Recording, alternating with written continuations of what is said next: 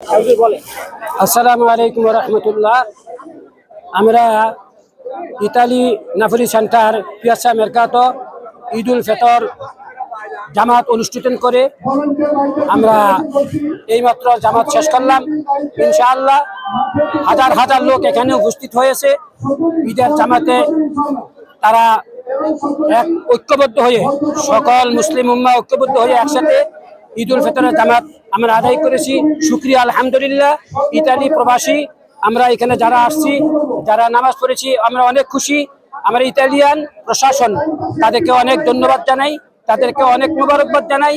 আমাদেরকে এত বড় একটা মাঠ বরাদ্দ দেওয়ার জন্য, ঈদের জামাত আদায় করার জন্য সুস্থ সুন্দরভাবে আমরা ঈদের জামাত আদায় করতে পেরেছি, ঈদ উল ফিতরের জামাত অনুষ্ঠিত করতে পেরেছি।